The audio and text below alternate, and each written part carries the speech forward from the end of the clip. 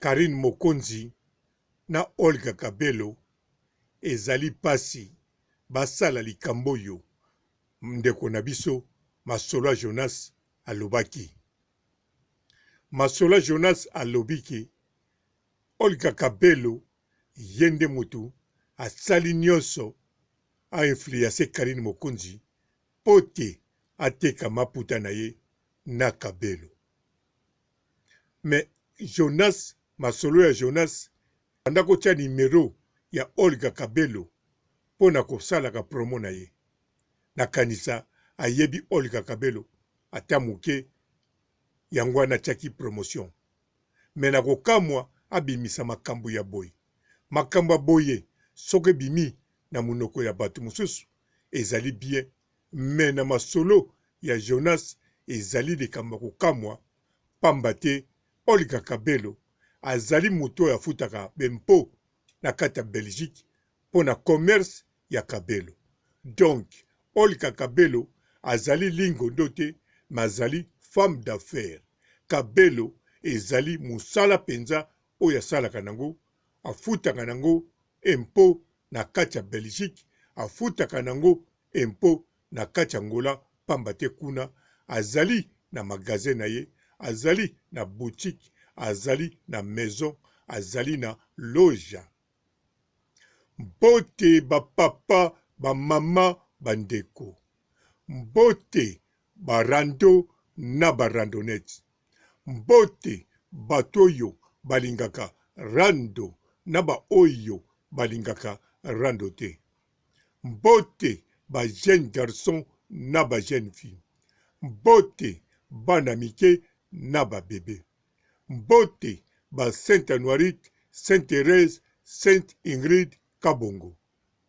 Bandeko, en tout cas, masolo ya Jonas na kokamwa mingi akende koloba makambo moko kabamba kata ya lokuta ya modele bongo. Bien sûr, na kati ya net makambo lokuta ezaka nango ebele, mais masolo ya Jonas na kanisa bato balandaka ye, masolo ya Jonas po a inventele mutu likambo. En tout cas, ezalaka rare.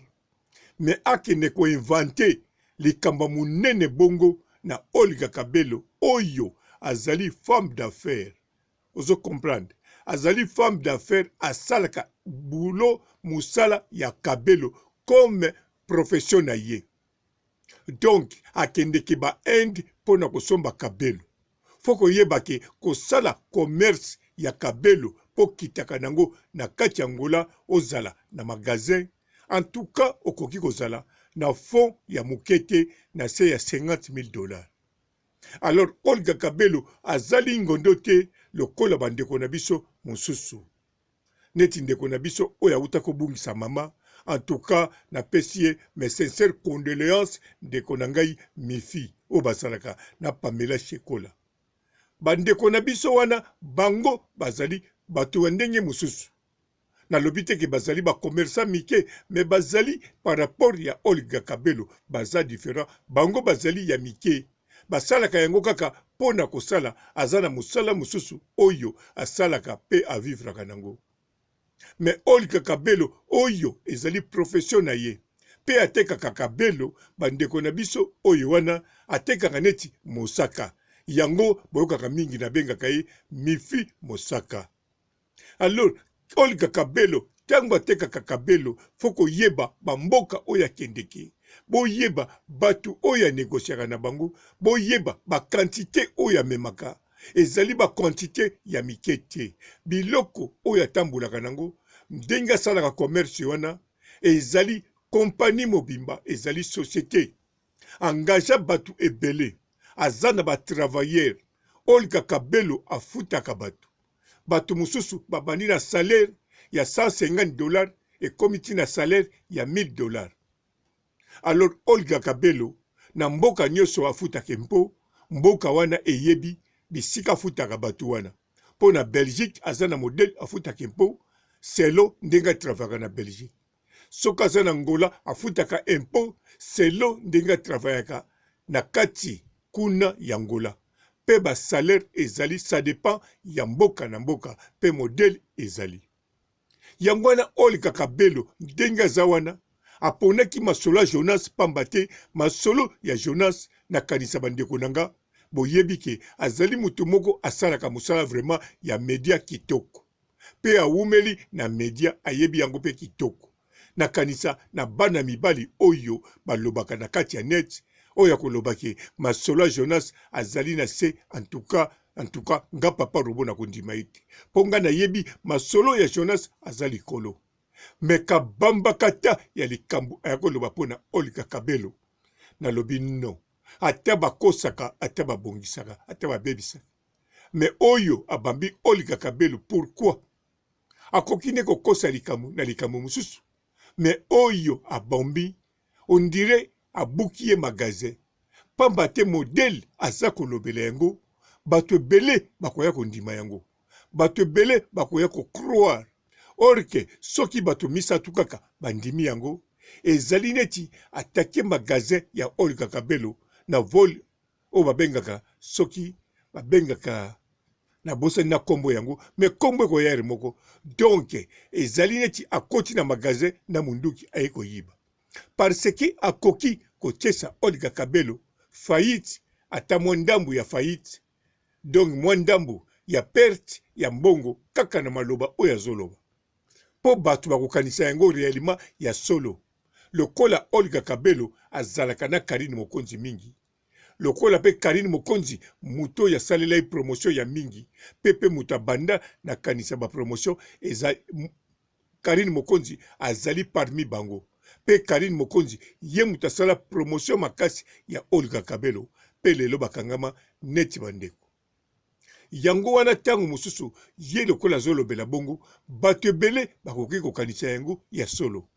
me masolo ya Jonas ayebi ke ezali bongo te ayebi bien pamba te ye nde mutu abanda kosala promotion nakanisa soki bolandi ba video eleka bokomona atia nimero wana ya Olga Kabelo makambo ekende ndenge yalingaki pe ndenge bayokanaki me sikoyo soki esembi te bakaboni na malembe Olga Kabelo bato ebele basalelaka ye bapromotion ba Anse Lozolo ba Mike la Duchesse bandeko nyonso bacomédienne oyo baza na kati ya Congo bamama top pe bato ya ndenge na ndenge ba Aida bato ebele basalelaka ye promotion pe basololaka pe asalaka kaka ndenge basololi ndenge sikoyo Olga Kabelo nakanisa bozomona mpa na nga mpe naza kokoma sponsor Olga Kabelo soki na kokoma yango eza te mpo naza na posa kokoma parce que Olga Kabelo aza penza sponsor sikoyo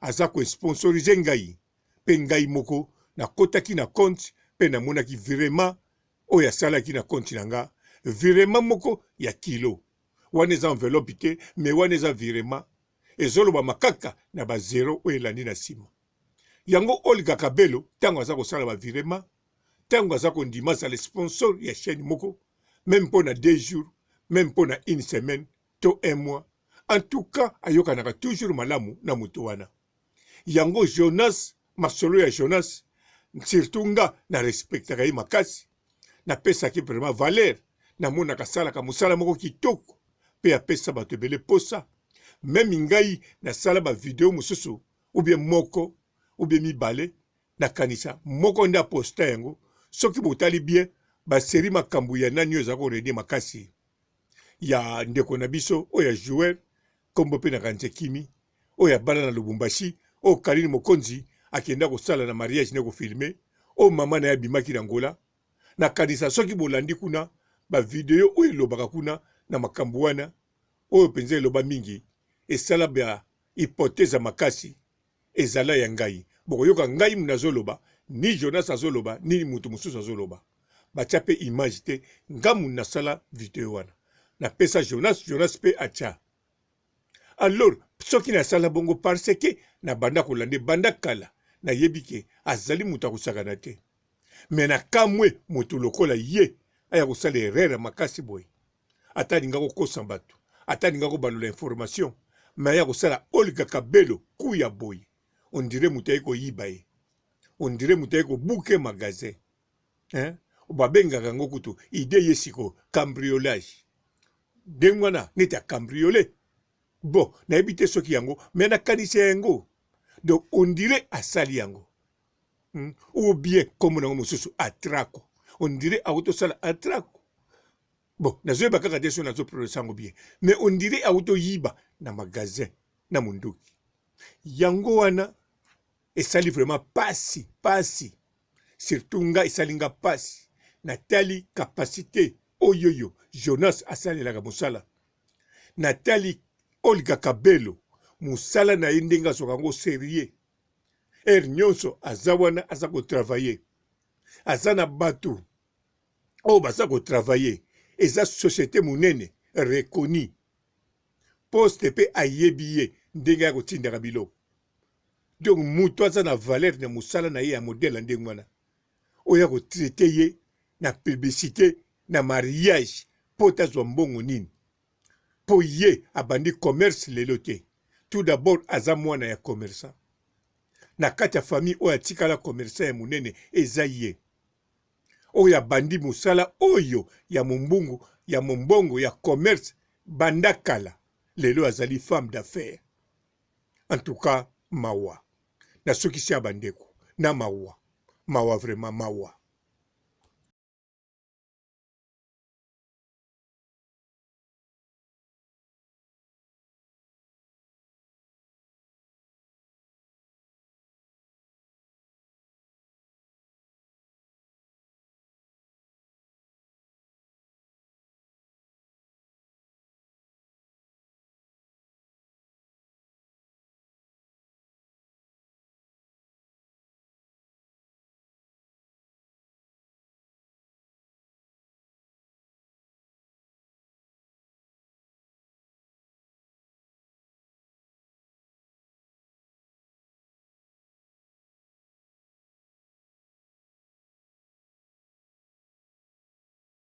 Bonjour fidèles internautes de www.elengiakomba TV. Bonjour, bonsoir, balandi nyonso ya Elengi ya Komba. Congolaise TV.